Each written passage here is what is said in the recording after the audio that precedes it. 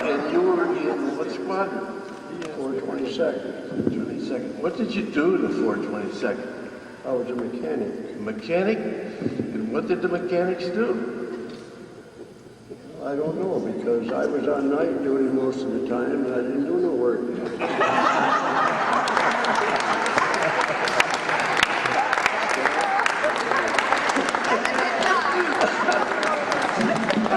I knew that Stan would come up here and tell the true story of what happened in the 422nd. But we're going to have...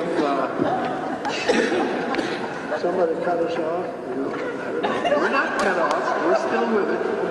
Yes, we're still here.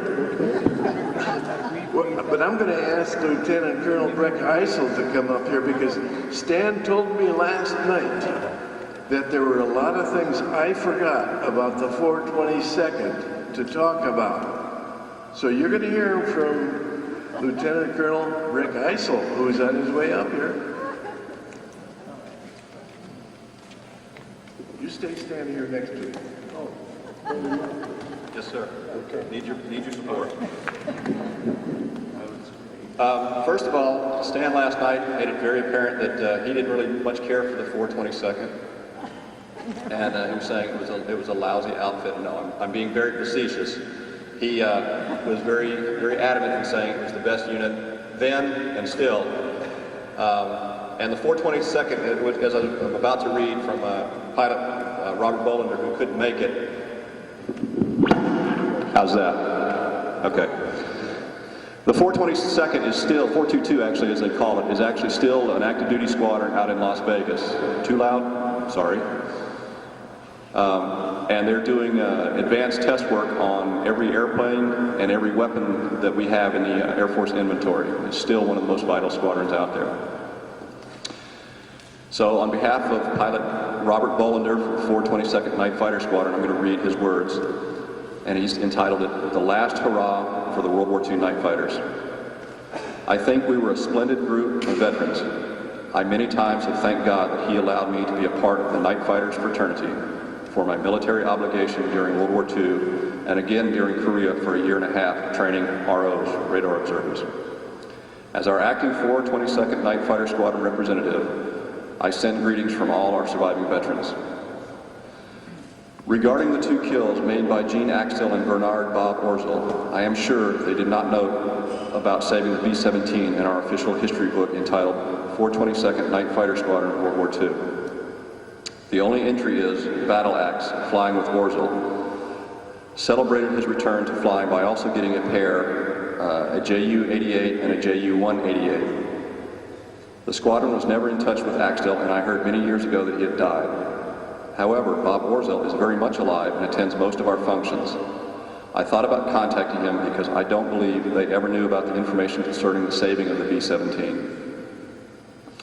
For the record, here are many of the firsts for the 422nd Greenbacks Night Fighter Squadron.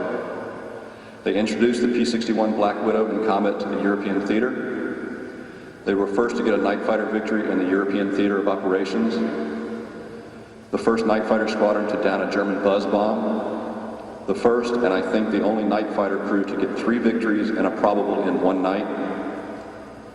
The most kills of any night fighter squadron in World War II, a total of 48, including 5 probables and 5 damaged. When we were fighting the war in the European theater of operations, we didn't think that we were the best, but history tells us that we probably were the best. Our legacy continues today with the 422 Test and Evaluation Squadron based at Nellis Air Force Base, Las Vegas, Nevada. They are the Top Gun fighter squadron of today's Air Force. I should like to tell you about my most awesome experience while in the 422nd, and it did not involve combat. After a week of being on the defensive, and after the first night of the Battle of Bulge, this is also the first night that Shorty Graham and I shot down 3 enemy aircraft and also got a probable. Colonel Johnson called all officers into his office. It was Sunday afternoon, Christmas Eve, 1944. The Germans were within 12 miles of A-78, our base in southern Belgium. He told us that the 9th Tactical Air Command had just told him that we would defend our base if we were attacked by the Germans. We asked, with what? The officers had their .45s and the enlisted men had their carbines. I left that meeting knowing that I was going to die, and I had too much time to think about it. I was a professing Christian, but my faith wasn't doing much for me in this personal crisis. I went back to my tent quarters and instinctively pulled out my Bible. I did not know where to go in the Bible to get personal comfort, so I just opened it, and the first verse of Psalm 46 was a verse that my eyes fell upon.